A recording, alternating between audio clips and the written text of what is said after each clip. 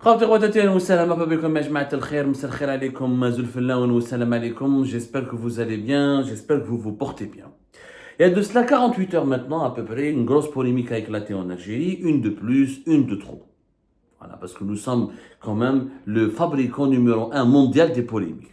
Cette fois-ci, des images, une vidéo a choqué les Algériennes et les Algériens. Et comme d'habitude, lors d'une polémique en Algérie, on ne s'attarde pas sur les véritables causes profondes, les causes vraiment réelles de ce qui a provoqué cette dérive. On commente uniquement ce qui est superficiel et on essaye donc de se débarrasser ou d'éliminer cette polémique en condamnant quelques dérapages, quelques dérives, sans comprendre le pourquoi du comment.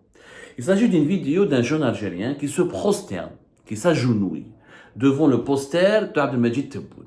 Voilà, devant l'affiche électorale d'Abdelmajid Tebboune, poster, affiche électorale, la photo, l'image d'Abdelmajid Tebboune, appelons cela comme on veut. Il se prosterne, un jeune Algérien, il se filme. Ensuite, il dit Hada drapeau algérien, ce drapeau algérien pour lequel les martyrs de la guerre de libération nationale sont morts. Ami Tebboune, l'affection, l'expression préférée des partisans de Tebboune qui s'est galvaudé, banalisé. On veut absolument rendre Abdelmajid Tebboune sympathique. Et pour le rendre sympathique, on inscrit à son actif une supposée popularité qui n'a jamais été d'ailleurs mesurée ni vérifiée, parce que pour qu'un président soit populaire, il y a des sondages d'opinion, il y a des déplacements quand il fait des meetings, ou là quand il fait des visites sur le terrain, il y a des milliers, voire des millions de personnes qui s'intéressent à lui. La popularité de Tebboune, je l'ai toujours remise en cause. Je n'ai rien contre lui, je suis un journaliste objectif. انا كي نشوفوا روحوا شوفوا بك la page Facebook ou la chaîne YouTube de sa candidature de son compte officiel de candidature aux élections présidentielles et tu vois il y a pas 1 million 3 millions de personnes ولا يا ربي يا ربي يا ربي qu'est-ce que 100 000 etc. يعني faites l'exercice وروحوا شوفوا انتم peu importe c'est pas ça le problème. احنا نهضروا على هالشيء هذا plus tard etc. هذيك هاي المديريه pour vous faire plaisir la page Facebook officielle de la direction de campagne de Tebboune المديريه العامه لحمله الانتخابيه للمترشح الحر عبد المجيد تبون 70 000 جيم. يعني انا الجيري بارت وحدي عبد السمار عندي 700 000 جيم. Donc, elle est où cette popularité supposée d'Ahmed Tebboune? Mais bon, c'est pas grave que les partisans de Tebboune estiment qu'il est sympathique, qu'il est populaire, il est bienveillant, etc. C'est leur droit. Sauf que ce jeune homme, il s'est prosterné, il s'est agenouillé, carrément agenouillé. Ça a choqué les Algériens et les Algériens. Beaucoup d'influenceurs, de youtubeurs, d'internautes, etc.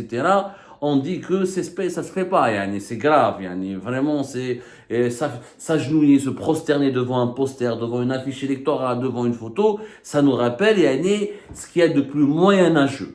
Quand je vois que certains Algériennes et Algériens, beaucoup même, faut dire la vérité, beaucoup d'Algériennes et d'Algériens, se moquent des Marocains et des Marocaines, parce qu'ils embrassent la main, ou là, ils baisent la main, et donnent le baiser sur la main du roi du Maroc. Quand je vois comment les Algériennes et les Algériens se moquent ou la veulent humilier les habitants des monarchies du Golfe, quand on voit comment les princes saoudiens sont traités avec comment le cérémonial moyenâgeux, quand on voit comment les Algériennes et les Algériens traitent de moyenâgeux ou tentent de la critique énormément les monarchies absolutistes où les rois et les princes ont carrément une influence religieuse, ont des pouvoirs même, on leur prête des pouvoirs surhumains, surnaturels.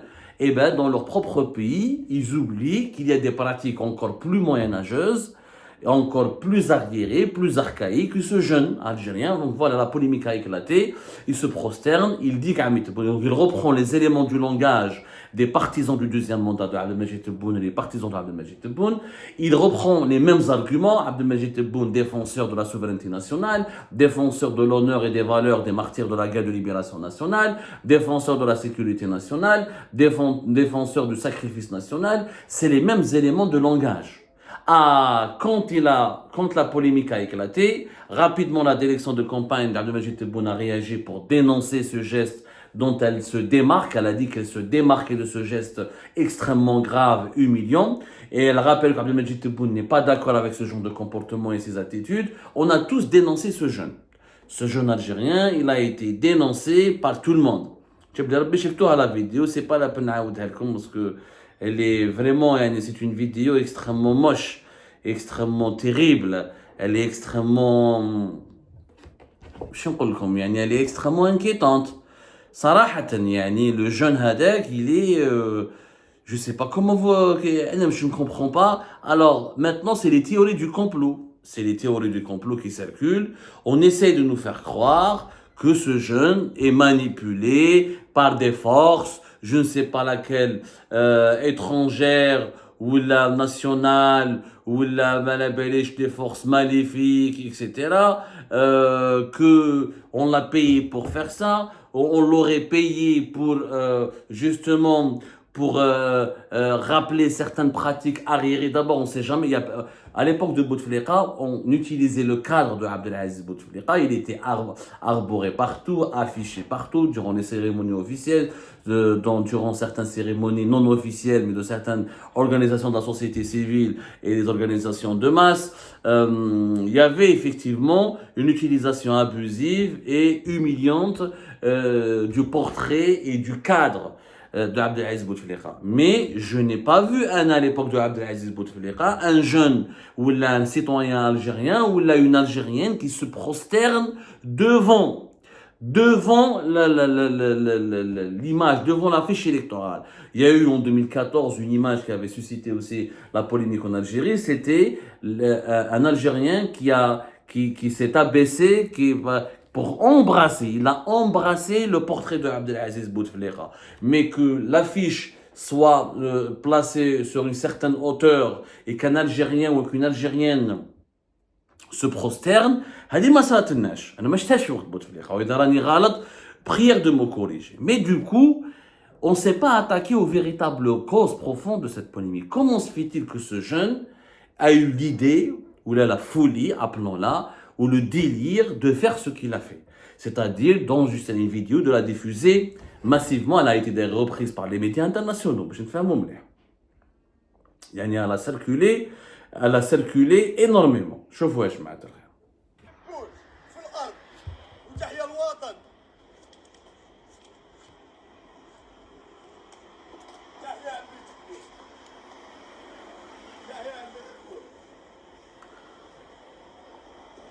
خوتنا.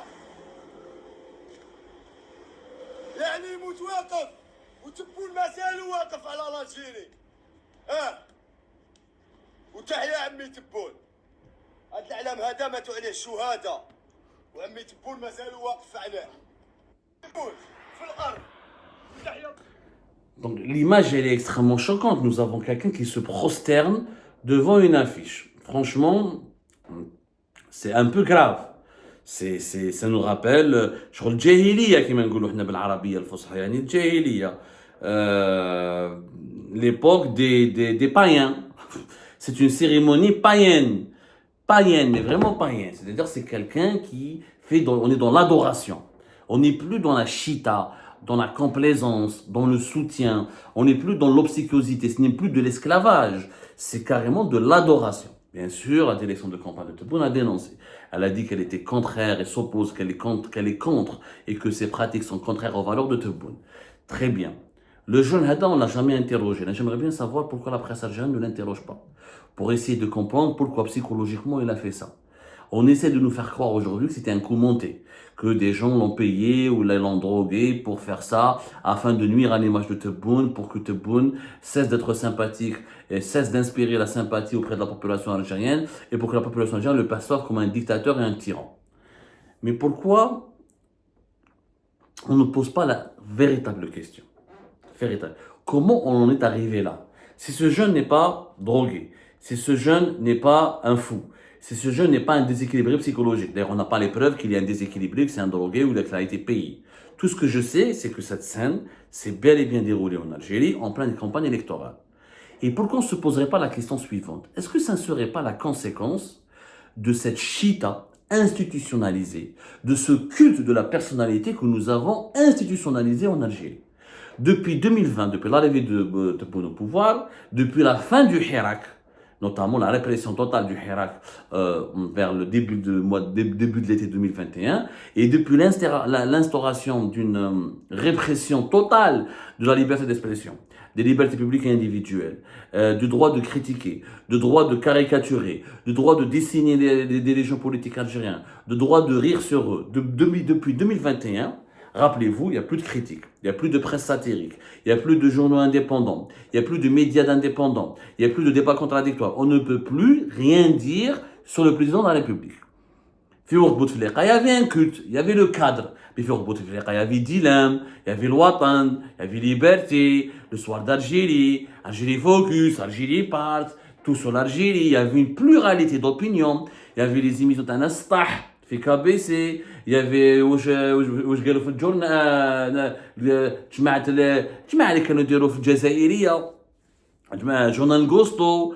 Il y avait beaucoup d'émissions. On pouvait rire de Bouteflika, on pouvait le caricaturer, on pouvait le descendre, on pouvait dire du mal de lui, on pouvait rigoler sur lui, on pouvait rigoler sur Gaïd Salah. On a fait les caricaturistes qui m'ont dit Baqi, Riles Aïnouch, qu'ils ont dessiné sur Bouteflika et ses dirigeants, et les dirigeants du régime de Bouteflika. Je pense qu'il n'y a pas d'équivalent dans le monde arabe.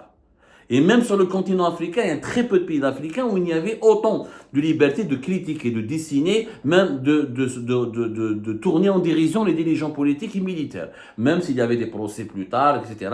Il n'y a pas eu beaucoup de caricaturistes qui ont fait de la prison à l'époque de Bouteflika. Il faut être sincère, il y a eu 2 ou 3 cas, mais c'était extrêmement limité. Nyom, de 2021, avec le régime Tebboune, de 2021 à 2024. Zéro critique, zéro caricature. Maghreb émergent, il a fermé. Algérie part, il est censuré. Les médias, le matin d'Algérie, il est censuré. Liberté, il a disparu.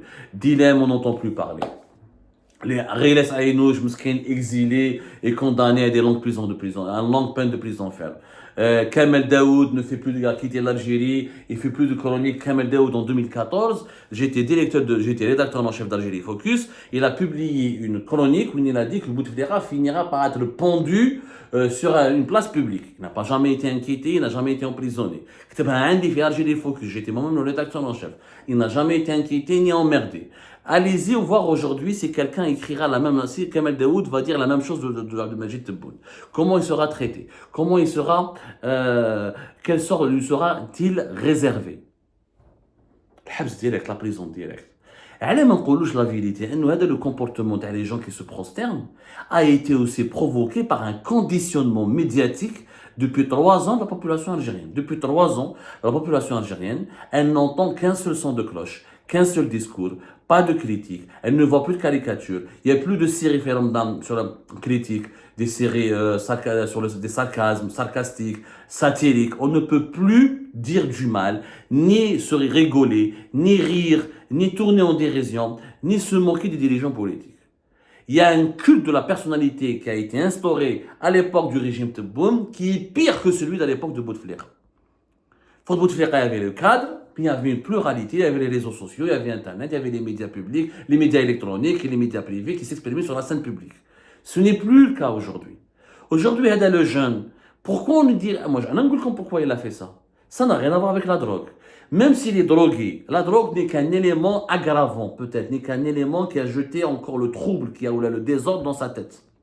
La réalité, c'est que depuis 2021, on raconte aux Algériennes et aux Algériens que Ahmed Tebboune est le sauveur de la nation, que nous sommes menacés tout le temps par Israël, que nous sommes menacés tout le temps par le Maroc, que nous sommes menacés tout le temps par la France, que nous sommes tout le temps menacés par les Émirats, que nous sommes les meilleurs du monde, nous sommes qu'un pays gentil, les dirigeants algériens ne font rien, qu'à cause de la Palestine et du Sahara occidental, l'Algérie est menacée, qu'elle risque d'être envahie à n'importe quel moment, qu'elle risque d'être désintégrée à n'importe quel moment. Tous les opposants, c'est des harkis, tous les opposants sont à la solde de l'étranger, le Hirak, les activistes du Hirak sont des terroristes ou des terroristes du MAC ou des terroristes de Rached. Les journalistes libres et indépendants, ce sont des traîtres qui veulent nuire à la sécurité nationale. Tebboune, c'est le seul garant de la sécurité nationale. Les feux de forêt, c'est l'étranger. La cherté de la vie, c'est l'étranger. La pénurie des produits agricoles, des produits alimentaires, c'est les spéculateurs et c'est la mafia, ou c'est les étrangers, ou c'est l'ancien Aïsaba. On les a éduqués dans la peur. On les a éduqués dans l'angoisse collective. On les a élevés de façon, durant les 3 dernières années, le matraquage médiatique. Toutes les pages Facebook, tous les médias, y compris des médias qui m'ont Khabar ou le Watan, qui étaient indépendants sur Bouteflika, ou là où ils disent le Chita, ils reproduisent les théories du complot, du régime, le soir d'Algérie, l'expression, tous les médias. Al Jazeera a disparu. Les médias, Al Hayat TV ou le pire que Nahar à l'époque de Bouteflika. À l'époque de Bouteflika, on avait que Nahar. Il n'y avait que Nahar ou Shoro. Il y avait tout. Donc, tous les médias sont domestiqués. Il y a un Algérien quand il se réveille le matin. Il rentre sur les réseaux sociaux. Les internautes libres et indépendants et les pages Facebook et les médias sociaux critiques ont été ou emprisonnés, ou pourchassés, ou contraints à l'exil. Qu'est-ce qu'ils trouvent sur Internet? Que des médias qui disent qu'il y a des théories de complot, que l'Algérie est victime en permanence de complot ourdis depuis l'étranger, que Ahmed Tebboune est un moudjahid qui veut protéger l'indépendance de l'Algérie, que s'il n'y a pas Ahmed Tebboune, l'Algérie ne sera plus indépendante, ne sera plus en sécurité. Il allume la télé, toutes les télévisions algériennes, y compris le Hayat, le Nahar, avant on n'avait que le Nahar, maintenant on a le NTV, le Nahar, etc. Que des insultes, que des opérations de propagande, que des théories du complot. Et Ahmed Tebboune, et l'armée, Ahmed Tebboune, Abin Chengriha, c'est eux les protecteurs du pays. Si par malheur ils sont appelés à mourir, parce qu'on oublie que Tebboune et Chengriha, c'est des êtres humains comme nous tous, c'est pas des prophètes. Même le prophète, il est mort, là, sallallahu alayhi wa sallam. S'ils vont mourir un jour, là, s'ils vont partir, on ne sait pas qui va protéger l'Algérie. Donc, il y a un conditionnement. L'opinion publique algérienne, on l'a conditionné à détester le Maroc. On l'a conditionné à croire qu'Israël cible tout le temps l'Algérie, qu'Israël n'a pas de problème avec le Hamas ou avec l'Iran. Israël, selon les dirigeants algériens, la propagande algérienne, elle s'occupe que de l'Algérie. Que la France, elle fait que des coups bas contre l'Algérie. L'Espagne, les Émirats, la Libye, les nouveaux gouvernements de transition, le Mali, le Niger, tous nos ennemis. On n'a pas d'amis, on n'a que des ennemis. Ce jeune a grandi, psychiquement, a évolué dans cet océan de manipulation, de désinformation et de conditionnement médiatique. Il a été conditionné pour penser que Tebboune est le sauveur. Que Tebboune, c'est Dieu.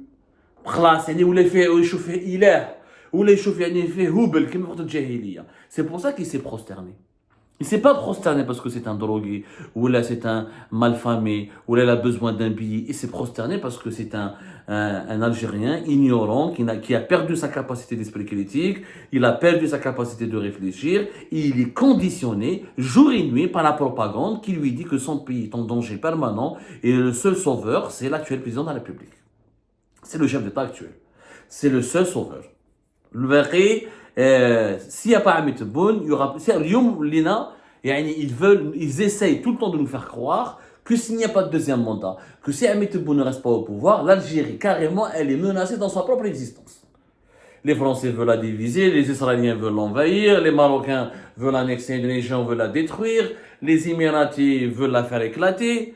Haïchis dans une bulle d'angoisse et de peur et de désinformation et de fake news.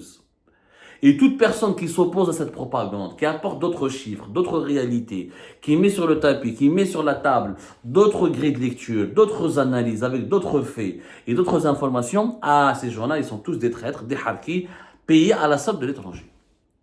On n'a plus de citoyens. En Algérie, à ce rythme-là, on n'aura pas des citoyens, on aura des sujets. On ne sera plus une république, on sera une monarchie présidentielle. Au lieu d'avoir un roi, nous allons avoir des présidents rois. On sera pire que le Maroc sur lequel nous rigolons, ou là que nous raillons, ou là que nous moquons, ou là que nous rabaissons dans nos blagues. Ils ont un roi, un tarikh, c'est leur affaire interne, mais on est en train de devenir pire. On a un président ou plus qu'un monarque. Et ce n'est pas un comportement isolé. Au moins, il s'est filmé sur les réseaux sociaux. Ou d'autres qui font pire que ça, mais ils ne l'ont pas encore mis sur les réseaux sociaux. C'est le résultat direct, cette scène horrible. Et la preuve qu'on n'a plus de citoyens, qu'on a des sujets, que l'esprit critique en Algérie est en train de disparaître. Et ça risque, j'espère que ce n'est qu'un comportement isolé. Mais un jour, vous voulez les réseaux sociaux. Il faut lire sur les réseaux sociaux, on parle avec nos compatriotes. Les gens, maintenant, dès que tu critiques le régime algérien, ils assimilent à une critique contre le pays lui-même. Dès que tu leur parles de changement, ils assimilent ça à une tentative de division du pays, à une tentative d'envahir le pays. Dès que tu leur dis, vous vous trompez, etc., c'est pas comme ça. Le pays doit se développer et doit se concentrer sur son développement au lieu de s'intéresser à des problématiques géopolitiques qui dépassent ses moyens. Tu deviens un harki, tu deviens à la solde un agent d'Israël, du Maroc ou de la France. Les Algériens sont en train de péter les plans. On ne le dit pas assez. Il n'y a plus d'esprit critique. C'est ça le résultat de la propagande intensive, du matraquage propagandiste sur Internet, dans les télés, et de la gestion et de l'élimination de toutes formes d'opposition, de toute forme de contestation, de toute forme de liberté d'expression, l'élimination de tout ce qui est parole libre, de tout ce qui est liberté d'expression. Ça a engendré des citoyens qui se prosternent, des citoyens écervelés. C'est ça la conséquence malheureuse de la propagande qui fait tellement de mal à notre pays.